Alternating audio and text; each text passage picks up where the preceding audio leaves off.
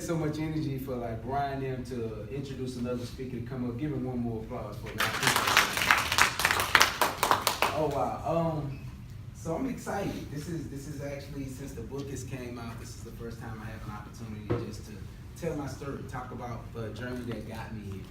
I was telling my wife the other day that I was reading somewhere that the U.S. government says that small businesses and entrepreneurship is the bloodline. It's the opportunity that's gonna feed our future.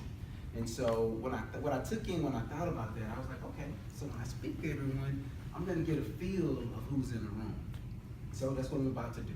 If you've ever started a business, or if you currently have a business and you feel like you're being very successful at it, how about you stand up for me? We're gonna do some little interaction. Okay, I like it. So you can continue standing for me. In addition, continue standing for me. In addition to that, if you've ever had a vision of starting your own business, you've ever had a desire, and you could even be someone that has thought about entrepreneurship and you just don't know what it is that could be your brainchild, I want you to stand up for me as well. Yeah, so pretty much all of us have had an opportunity to want a brainchild, a vision of entrepreneurship. So what I want you to do now, we're gonna interact with our neighbors. I want you to tell your neighbor where you're at in your business right now, or if you've found that place. So take about 30 seconds and just blurt out something to your neighbor, interact with them about where you are in your business or where you see your business going. Man, I see you, I'm going international. My grandmother did a great job when it came to just facilitating me and my 5 other siblings that she was raising at the time. So we're in this 2-bedroom, 1-bath house, and she did a great job just kind of keeping us out of day-to-day troubles. You know, I come from the area where there are more liquor stores than anything else on the corners, as Darren was speaking about. And just my grandmother was one of the first entrepreneurs I ever came in contact with. And she was the Cool Cup lady. So if you're not from down south, one of the things that a Cool Cup is some Kool-Aid mixed up with some sugar water and frozen. So my grandmother was a Cool Cup lady. Because one thing about being down south, it was hot. And she saw the market for it being hot, right? So she had all of the sweets and all of those things. And it's funny now that I think back about it, because one of the first things that I did in high school, I sold candy. In college, I sold candy. So it was one of those things that I saw, and I was like, in my mind, I'm like, okay, I want to one day own my own business. I was very good at athletics, and so I received a scholarship to play football at Stephen F. Foster, where me and Mr. Palmer met, and that was like my first journey of just getting to understand, you know, how other people live. This saw different side that I wanted. So here's one of the things that stood out to me that I'll say to you. I wanted more. Repeat after me. I wanted more. Right? I wanted more. Right? And so at that time, it began a journey. You know, fast forward a little further, I ended up finishing up at Stephen F. Foster. Never done anything else outside of real estate. First thing I did is I got directly into real estate. I had seen it, I heard the buzz. At that time, a gentleman by the name of Robert Kiyosaki was real big with Rich Dad Poor Dad. That was one of the first books I read my last year of school. And so I'm like, okay, I want to do the real estate thing. And ended up getting into it, instead of on the investment side, I got into it as the buyer-sell agent. Now, no one could tell me that getting into real estate sales was not going to be easy. I'm like, oh, I can sell anything. It's not going to be a problem. Well, that was not the case. So I got into real estate and I did the activities. I made the phone calls. I followed up with people.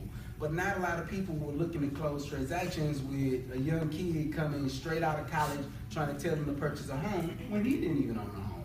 And so while I was going through this transition, I'm continuing to put in the work. Deals hadn't closed. I ended up having to get a part-time job. So I'm working at a call center, and you know, it was tough. Even when I think about it to this day, it was one of those things that I was just trying to keep the lights on, working at this call center. One day I was rushing into work. And this moment that I'm about to talk about is the one moment that defined me and defined where it is that I saw my future going, or where it is that I am now, why I'm blessed in the situation I'm in now. I was rushing to get to this job. The manager had called me and said, hey, if you're late today, you're out. No more work, no more nothing. This is time for rent to be paid. I've been working real estate, but this was really my job right now because this was going to allow me to pay the bills. I had a truck, hadn't paid my truck note in about 4 months at this time. So it's funny because whenever the bill collector called me, I'm like, I'm in Brownsville, Texas, like somewhere where they can't locate the automobile. So I'm not paying my truck note. My brakes were bad because if you don't have money coming in, how are you going to maintenance the vehicle? So at this point, my truck had gotten to the fact to where the pass was grinding. Have y'all ever heard that grinding sound? Right? Am I the only one ever had his brakes get that bad till they had the grinding sound? I mean, I couldn't even, like I had to get ahead. Yeah. The people had to be way up there in order for me to stop. I heard the grinding sound. So, this particular morning, I'm rushing to get to this job and I didn't get my stop down properly. And so I smashed directly in the back of this gentleman's vehicle. I mean, only thing I could say when I got out and he got out, I apologize. I don't have any money. I haven't had a chance to get my brakes fixed. These are the first words out of my mouth right after I said, I'm sorry. I'm rushing to get to this job and I didn't get my stop down properly. And so I smashed directly in the back of this gentleman's vehicle. I mean, only thing I could say when I got out and he got out, I apologize. I don't have any money. I haven't had a chance to get my brakes fixed. These are the first words out of my mouth right after I said, I'm sorry to this gentleman. And the first thing that he looked at me and he gave me one of those, at this time he could say and do whatever because it was my fault. I clearly understand this. The gentleman got out, he said, you know what, I see in your demeanor that, this is not something that was intentional. And he said these words to me right after that before he allowed me to go. He said, I just got through reading this book. It's by this guy named Dave Brown. And he said he does not believe in bad days, he believes in bad moments. He said, right now, young man, this is an older gentleman, he said, right now, young man, you're having a bad moment. Do not allow this to destroy the rest of your day. I'm going to go ahead and let you go. Didn't call the police on me, didn't need it. Because for me, it was one of those breaking points. I didn't have any money to get my brakes fixed anyway. It's against the law to be riding around without having brakes. And instead of this gentleman calling and putting me in a situation where I could have been going to jail, because I'm pretty sure I had tickets I hadn't paid out. Right? And so the gentleman allowed me to go. I was blessed enough, and 3 weeks later, the work that I had put in the real estate business ended up closing. So I had $30,000 that came in from some new home transactions that I did. So 3 weeks later, my life has never been the same since then. I took that volume of business and just built off of it, learned how to do more marketing and going. So today when I speak to people, the energy that I have, that I know that you can be, whatever it is that you want to be, when I'm mentoring the agents that I'm bringing in, because our company went from, we were not a recruiting firm, we went from having 7 agents to 50 agents in 1 year. That's what made us speed up our process. When I'm teaching and coaching these business owners now, I'm talking about the empowerment, the things that they have an opportunity to do. So for me, that moment defined where I'm at today. So the energy when I'm starting a new business or as an entrepreneur, and I'm taking a risk to take a loss to win, it works for me. And so, guys, I want to first say thank you for taking the opportunity to listen to my story. I hope I was able to make an impact. I'll be reachable.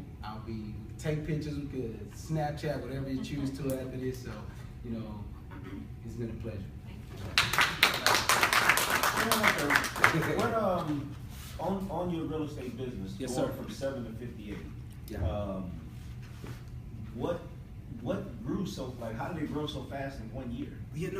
I think the thing is that we had never opened up the idea of actually doing the recruiting piece, and then when I had an opportunity to get in front and just talk to these agents about the way that I built my business, the coaching that I believed in, that they needed, they gravitated to it. And if you get 1 to be successful, you'll get 2. You get 2, you get 5. And so the thing is other realtors in the Texas area just started talking about the buzz and talking about what we were doing, and it allowed us to grow. So were they buying the program or were they buying you? It's a funny way that you ask that. I, in the beginning, know that they were buying me because you want to duplicate success, right? You don't want to have to recreate the wheel, so you duplicate success. And in my case, I brought in a lot of agents that first duplicated the success, and through learning through them, we learned how to build our systems out. So myself and my business partner, Michael Davis, I do most of our recruiting. He does a large amount of our training in-house too. And so we were able to create systems based on the individual agents and the growth that they had. Wow. So this year, as we go into the new year, we're looking to be at 100 by the end of the year. That's a hand clap. Thank you, great question.